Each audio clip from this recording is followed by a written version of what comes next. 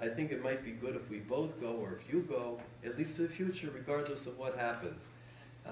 That attitude I have found to be successful with people on different types of problems that did not want to come in, even on addictions, that did not want to face it, that would come in just for a friendly chat. I found that that mahalach is successful. Shkayach.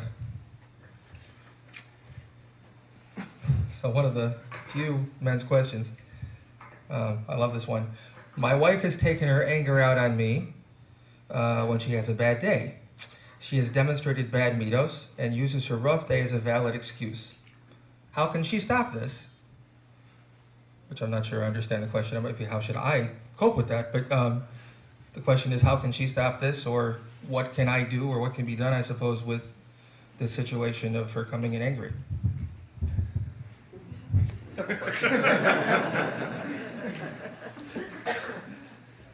think one key component that perhaps should be emphasized over and over again is that one of the key ingredients in any successful marriage is to be a listener.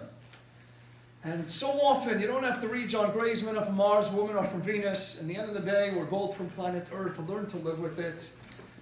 But the upshot is that you have to be there for the other person. You have to be a listener. Sometimes you can go ahead and vent, you can go out, you can do fun things together, you can have an enjoyable date, an enjoyable experience, but in the end of the day, the dates are great. And the time alone is even more fantastic, but perhaps atop that pedestal is just sitting down and being there for each other, with each other, and just listening. Just hear the other person out. How many times do I have people come into my office, into my study, and they have crazy dilemmas out of this world, and I don't have a solution. And even if I did, sometimes it's just to go ahead and sit there and to listen. I had a person in my office not too long ago, had a very real issue, and I just sat there listening for about 40, 45 minutes. And at the end of the day, I really didn't have a solution. But the person got up and he said, Rabbi, thank you so much. I said, I didn't really tell you anything. Yeah, but you listened to me. You just gave me time. How many wives, what do they really want? More than anything in the world, you know what they want? The dates are great. The jewelry perhaps is even better. The new clothing for Yom Tov, that's all gewaldig. Put it all on the checklist, and it all has to be checked off. But what do they want more than anything in the world? They want their husband. And wanting their husband means, I just want the husband to sit there and to listen and to hear me out. Granted, it might take a cup of hot cocoa, maybe some marshmallows, maybe your favorite chocolate bar, a little lollipop, whatever it is, sitting around the kitchen table, perhaps on the couch, with the fireplace, without the fireplace. But you know what? Those are nice externals that certainly facilitate in creating the right ambiance, the right environment. But when all is said and done, what do they want? They want their husband more than anything in the world. And wanting their husband means just sit here. Be here with me. Listen to me. If I could just readdress, to just tackle once more the question that was just discussed previous. So many times one party has an issue and the other one isn't interested in going to therapy. It's so important to set out the Meirosh and to say, we're going to have a certain Rav.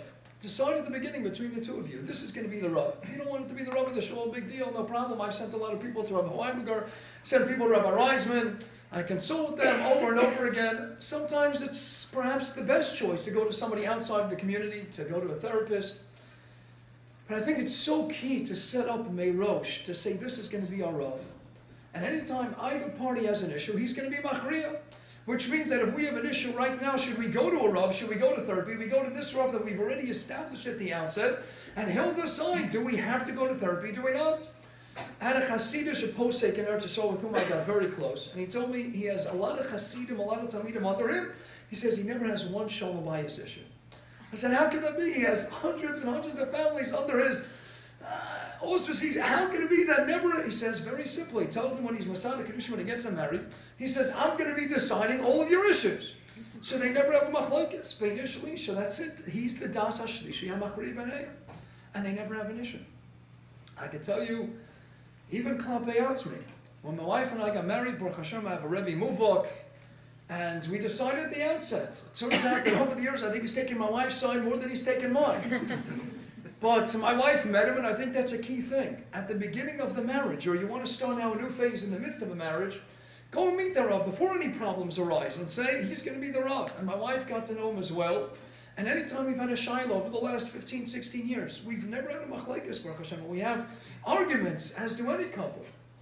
But we never have a problem resolving the machlokes, because we just say, if we can't come to an agreement, we go to my Rebbe Muvak, and that's it, and he's machriya, and we never have any shilos.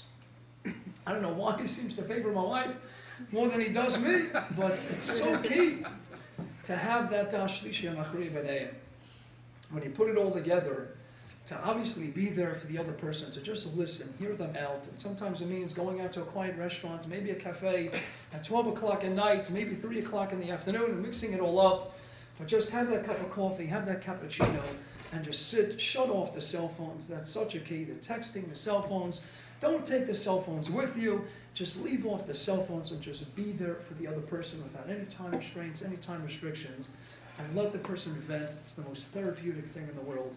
Just be there for them, absorb what they want to convey, and tell them you're going to be there with them through the process, and you're going to get over this anger and any other midas that might arise in the process. There is, thank you. I just want to add one. Yeah, go please, yeah. I don't need this. I think I'm used to this podium without a mic. Just one additional point. We mentioned about professional help. Baruch Hashem, there are many frum therapists. In this particular area about anger, I've sent many people for anger management classes. There are frum people that run them. There are others that run them. They're very professional. It's something that a person, whether it's the man or the woman, it's something that is a destructive force in a relationship. It's a terrible force. And early on, that's one of the aspects of Shalom Workshop, is to see in a young man, a young woman, before they're dating, if they have such an issue, and to deal with it right from the outset. The worst thing is entering into a marriage and the person is a balkas. And I can only say to you that professionally they've helped many people. People have been grateful when I've insisted that they go for anger management classes. Initially there was resistance. Every single time after the conclusion of that course, the person felt more at ease, more relaxed, they were a better spouse, and ultimately they were able to sit with the cappuccino and they were able to enjoy a relationship which prior to they didn't know properly how to deal with. I think it's a very important thing to realize that today this professional help, specifically in this area, has made major impact in helping families. Thank you both very much. There's a flip side to almost the same question from the other perspective. I want to read two different questions that are very similar on the other side. I've been